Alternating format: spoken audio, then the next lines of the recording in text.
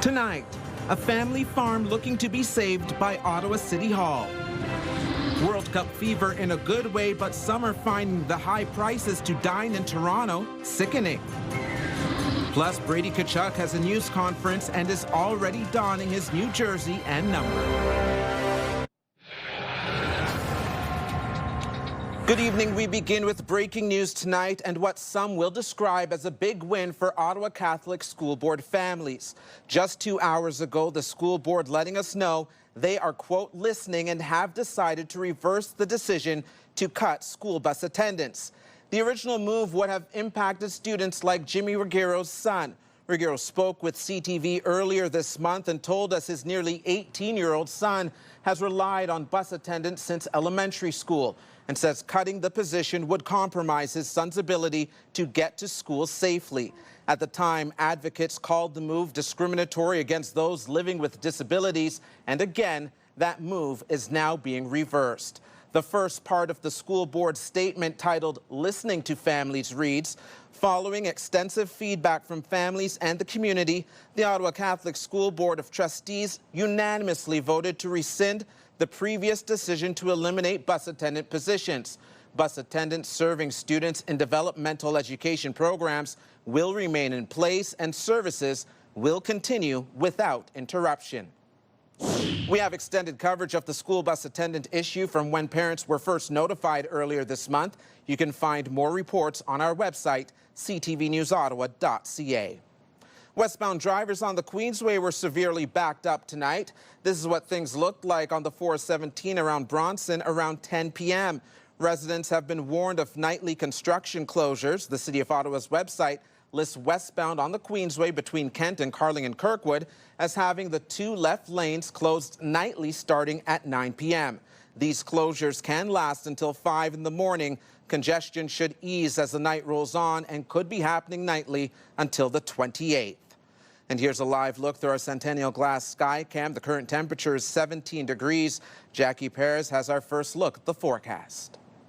Well, a few clouds are in the forecast for the overnight. The good news is mainly sunny skies are in store for our Wednesday. This will carry on for most of the day, so you do want to bring on that sunscreen. You can leave the umbrellas at home. No rain in sight, but by Thursday it could be a different story. More on that in just a bit. Take a look at our temperatures. 26, the anticipated daytime high, will reach just around 4 p.m. We do have some winds moving through, so by noon, even to the 4 p.m. hour, that we could see gusts between 20 to 40 kilometers per hour. Now, we did mention rain. We will see the return of this Thursday, likely into the afternoon and the overnight into Friday. We'll get those details for you in just a bit. Thank you, Jackie. As World Cup fever hits host countries hard, Team Canada is preparing to step back on the pitch tomorrow. And while the last game was a standout for Ottawa star Jonathan David, the team will also be missing their injured player Ishmael Kone.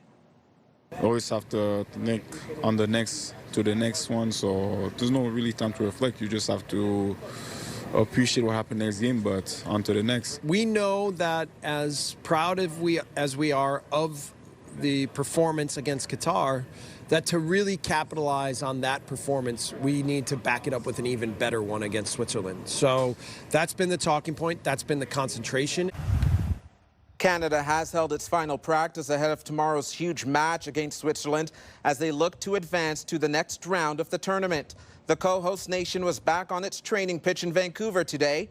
A win or a draw against the Swiss would see the Canadians win Group B and move on to the knockout stage. In the meantime, Toronto is seeing its streets come alive with various cultures on full display.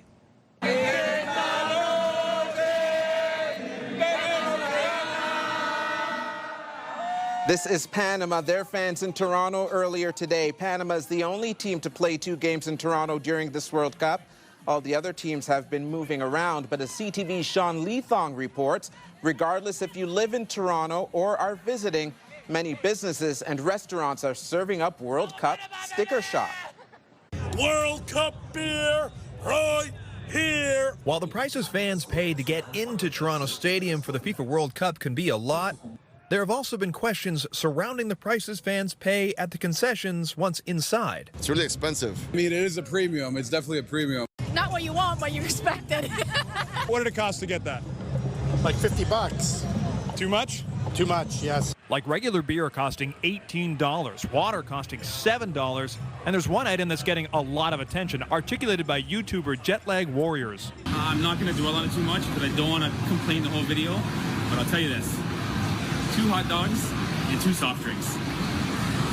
Okay, that's a combo. 2 weenies and 2 Cokes, $57. That item has since been lowered to $51.75. And while the prices are high, FIFA says they aren't to blame.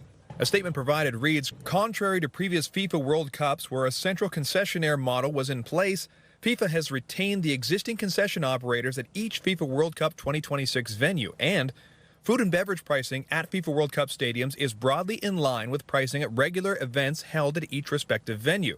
As a result, prices may vary between venues. Usually the stadium is the one who's really in charge here. Sports economist Victor Matheson says as prices are set by the stadium, a percentage will be shared with parties like FIFA or the individual clubs.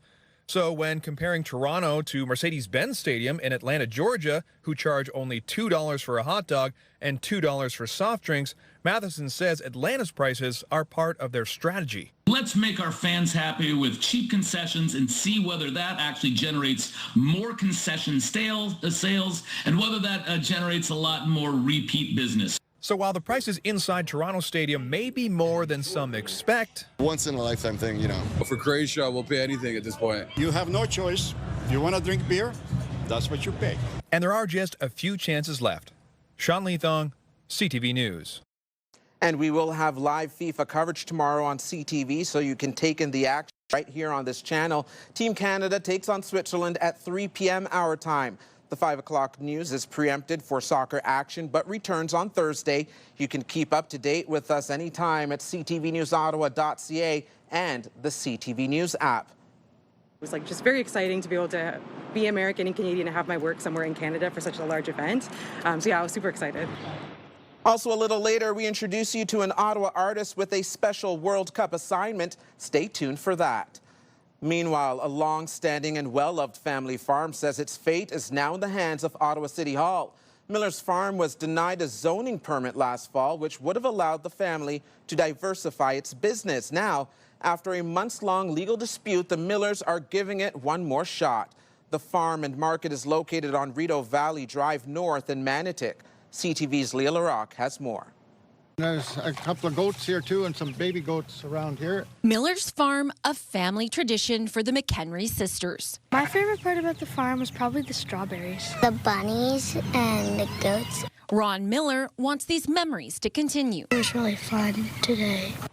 He has other operations on the farm like trucking and excavation. It's like everything else in business today. You have to diversify. You go into Loblaws, they don't just sell groceries. They sell everything else. 19 years, 6 names. Last fall, the city denied the required zoning changes. But this month, he's trying again, one final time. We're going back at it again, and if this works out, okay, and if it doesn't, then we're going to shut it down in the fall. Because pumpkin season, that'll be it. Miller's Farm appealed to the Ontario Land Tribunal, and the province appointed a mediator to work with both sides. After months of negotiations, a new staff report is on the table, and the councillor for the area says he feels that this is the best path forward for everyone. The bagging operation was not in compliance. The noise that comes from that operation was far too severe for surrounding properties. So ultimately, I believe that's why that was the first issue on the table, and it is being removed ultimately from the property. Neighbors raise concerns about the noise and worry this could set a bad precedent on how agricultural land is used in the city. We need to ensure that they're financially viable. That's why the province brought in the on-farm diversified use. Staff are also recommending reducing the total number of vehicles. Since last fall, we've probably spent another $30,000. With legal fees mounting, Miller says he just needs councillors to vote yes to stay open. It's a love of the land. It's very hard to explain as a farmer. I was born on a farm, it's in your blood, okay? But you do what you have to do to keep it alive. Leah LaRock, CTV News. A motorcyclist was seriously injured in a crash at a busy Ottawa intersection this morning. Emergency responders were called to Hunt Club Road and Riverside Drive around 7:45 a.m. for a crash involving a motorcycle and SUV. The motorcycle rider suffered serious but non-life-threatening injuries. In other news, police have arrested a 45-year-old man in connection with a series of break-ins at businesses in the Vanier and Overbrook area. The investigation began in February and focused on 20 incidents over a 4-month period. Police say some businesses were targeted more than once. The man is facing a total of 61 charges. Plus, 5 Bengali nationals are facing charges after allegedly trying to cross the border into Canada with hundreds of thousands of dollars worth of illegal cannabis and vape products. They were stopped at the Cornwall border crossing in late April. RCMP say all 5 are currently in the Toronto area and are in Canada on valid work permits. New tonight, the Ottawa Senators have already made a big trade, flipping the 9th overall draft pick acquired in the Brady Tkachuk trade. The Sens acquiring 3 players from San Jose, including rising star William Eklund, who was the 7th overall pick in 2021. Even then, the focus has been what we're hearing from former Sens captain Brady Tkachuk, speaking for the first time since confirmation he requested to leave Ottawa. Here's CTV's Austin Lee. After 8 years, 572 games, and countless hours in the community, the Brady Tkachuk era is over in Ottawa. I'm just, so thankful for, everybody that I played with, and most importantly, the city of Ottawa and the fan base. Everybody welcomed me from day one, treated me like I was from there, treated me like family. The former Sens captain speaking out for the first time since Sunday's blockbuster trade to the Florida Panthers with a thank you post on Instagram, a new episode of his podcast alongside his brother, and a press conference with the Panthers. Just to be a part of a Stanley Cup winning team is something that has always been my motivation, and to be here and they have the pedigree. Tkachuk says it wasn't an easy decision to make, but it's a move that is stirring up a range of emotions for Sens fans. Never really liked them. I think it's absolute crap that he requested a trade with 2 years left, especially being the captain too. I wish him nothing but the best, and that's all I could say. For some, his impact off the ice is what they'll remember. He did my mama a solid. It was her 75th birthday. He sent her a video, no charge, and I thought that was really, really great of him to do that. And when the Panthers come to town next, expect a mixed reaction at the Canadian Tire Centre. I think Canadians are nice. They're going to welcome him. They're going to cheer for him. We're not catty like that, Boo, boo, boo. Austin Lee, CTV News. And just not knowing for an extended period of time was very frustrating. Coming up is Ottawa's professional lacrosse team in limbo. We'll tell you why fans are concerned in just a few minutes. OC Transpo's summer service schedule goes into effect this Sunday. It includes seasonal bus schedule adjustments, construction-related detours, and changes to O-Train Line 4 service. On summer weekends, Line 4 will run every 24 minutes. Also, OC Transpo is doing preventative maintenance on buses to get ready for increased ridership in September and for winter operations. It's 11:45 and time now for a closer look at that forecast. Here's Jackie. Well, we've got some fairly cool conditions for overnight. Temperature-wise, looking at 14 degrees. Few clouds in the sky, but it will clear by tomorrow morning. Those winds fairly calm. Again, tomorrow, a different story. We got wind gusts between 20 to 40 kilometers per hour for our Wednesday. You might want to bring your jacket or light jacket because it will be feeling cooler. But some people may like that 25 degrees and mainly sunny skies, and you can leave that jacket at home. Yes, we are having clear conditions for most of Eastern Ontario, and that will actually start for this evening. 14 degrees along the Seaway, around Bancroft and Pembroke, temperature sitting around 10, 11 degrees. Clear skies, though, by Montreal, 12 in Mont-Tremblant, 14 in Montreal as well. Now, tomorrow's daytime highs, yes, we're averaging between 25 and 26 degrees. Mainly sunny skies as well. You want to lather on the sunscreen. It will feel quite warm with that humidity, so temperature will feel closer to about 27, perhaps even 28.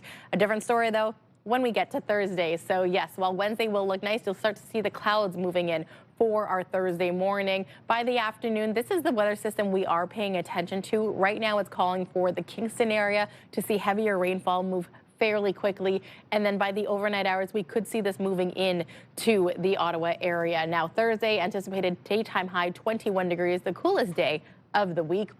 Chance of showers for the daytime, but it will likely be seeing more into the overnight for early Friday morning. Thank you, Jackie. Questions are rising tonight about the future of Ottawa's professional lacrosse team. Black Bears season ticket holders have been told the team will not be playing at the Canadian Tire Centre this year, and as CTV's Camille Wilson reports, refunds are being issued.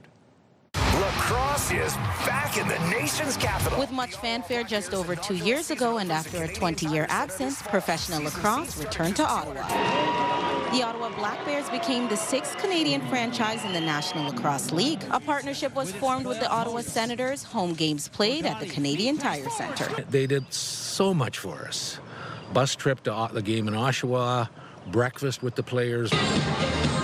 The music was loud, the action fast, fans entertained, but that all could be coming to an end. Season ticket holders, including Greg Stewart, were sent an email from the team saying the Black Bears will not return to the Canadian Tire Centre in the fall. I'm feeling really depressed because I'm a big lacrosse fan, and I know there are big lacrosse fans in the city. Refunds will be issued, but fans haven't received any other information about what's next. Not like leaving us hanging on, thinking what's going on to, CTV Ottawa reached out to the Ottawa Black Bears, who directed questions to the National Lacrosse League, which hasn't responded to requests for comment. Why don't they tell us that? If that's what they are doing, at least tell us, and then at least we know. But there was no communication. Camille Wilson, CTV News. It's very exciting to be able to be American and Canadian and have my work somewhere in Canada for such a large event.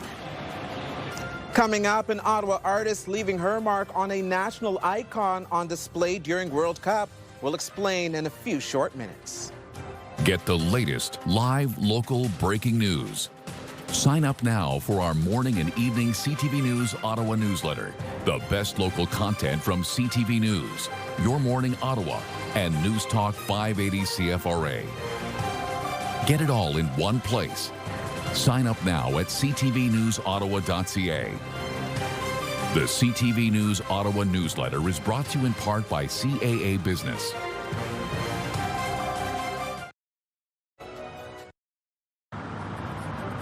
A long-standing popular Barhaven restaurant is closing its doors this weekend. Since 1991, Juan's Chinese Food on Fallowfield Road has been serving generations of residents. Now, after 33 years, its owners begin a well-deserved retirement. A note posted to its doors offers a heartfelt thank you to the Barhaven community.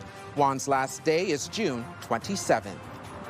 An Ottawa artist is part of a unique art project in Toronto as that city hosts the FIFA World Cup. The Beaver Scavenger Hunt features decorated 4-foot-tall statues of the iconic Canadian rodent, and each one is different. CTV's Peter Sperling reports. Aaliyah Holmes' art is on display for the world to see. Yeah, no, it feels great. Honestly, I'm super proud. She's painted a 4-foot-tall beaver statue, one of dozens on display during World Cup celebrations in Toronto. The biggest sporting event that's happening in Toronto right now, they're installing, I think it's something like 48 beavers, one for each country. And so I got to do the one for the U.S. No two are the same. Each of the beavers hand-painted by artists with roots or connections to participating countries. I applied for both the Canada or the U.S. one, and they gave me the U.S. one. Holmes, born in Ottawa, holds citizenship in both Canada and the U.S. It was just very exciting to be able to be American and Canadian and have my work somewhere in Canada for such a large event. Her design features, of course, the red, white, and blue. We, again, had creative freedom, so I did kind of like an abstract approach of the American flag.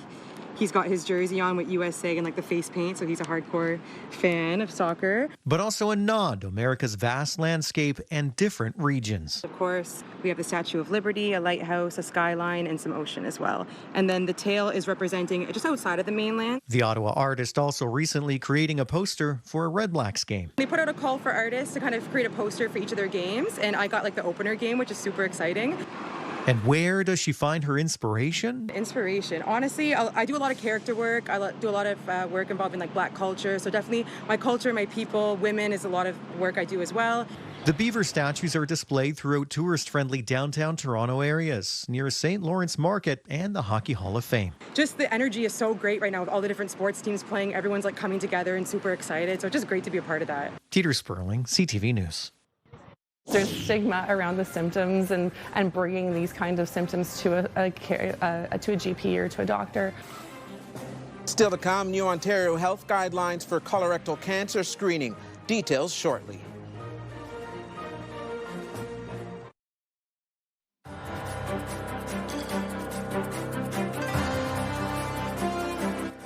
Starting in July, Ontario will become the second province in Canada after PEI to lower the age for colorectal cancer screening to 45. We get the details from CTV's Pauline Chan. The symbolism of, riding with my husband, Dave, who supported me through this whole journey, getting to cross that finish line together. Ashley Wiley gets a little choked up thinking how far she's come in the years since her diagnosis of colorectal cancer, biking 200 kilometers in the recent Princess Margaret Cancer Foundation ride. She was treated for hemorrhoids last spring, but still saw blood in her stools. And because she was only 41, with no family history, she had to push for cancer screening. Just there's stigma around the symptoms and bringing these kinds of symptoms to a GP or to a doctor.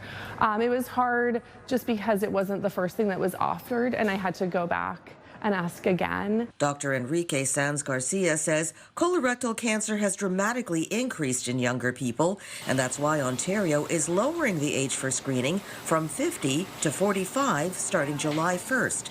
The main test is a mail-in fecal screening. Having a positive FIT test doesn't mean that you have colorectal cancer.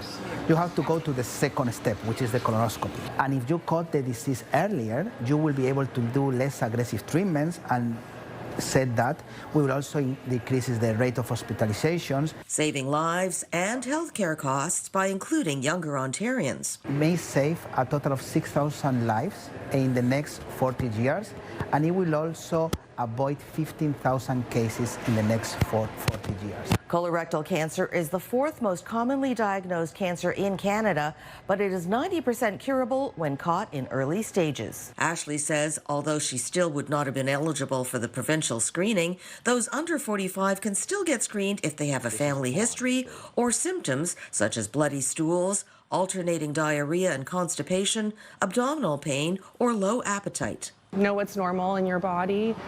Make sure that you're heard. Keep trying, because it changed my life. Pauline Chan, CTV News.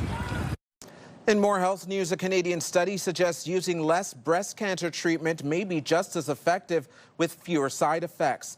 The study challenges the assumption that more treatment is always better. The study followed more than 200 postmenopausal women with early-stage breast cancer. Half received the recommended 7 doses of zoledronic acid. The others received a single infusion. After 5 years, the researchers found no meaningful difference in cancer recurrence, cancer spread, or death. There we go. When we return, how a popular ice cream maker and Canadian band are coming together to rock your taste buds.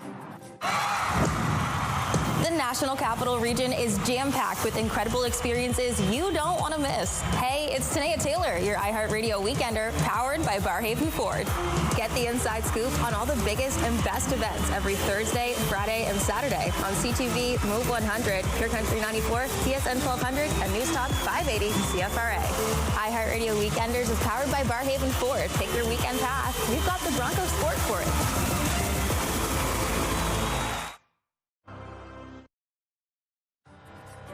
Here's another live look through our Centennial Glass sky cam. It is 17 degrees outside currently. And Jackie has your final check on the weather.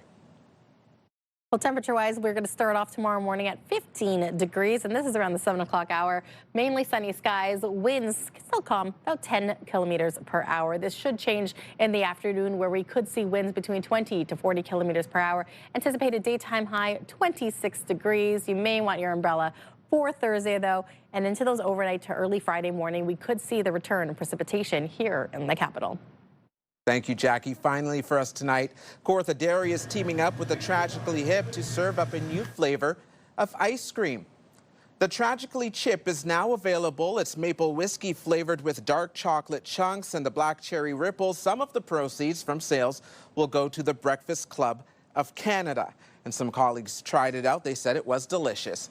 That's CTV News for this Tuesday, June 23rd. CTV News continues online anytime with our digital team keeping you up to date at ctvnewsottawa.ca. You can also watch our newscast live on the CTV News app, and for news on the go, listen to News Talk Radio 580 CFRA. For all of us here at CTV News, thank you so much for watching. Have a wonderful night. We'll see you tomorrow.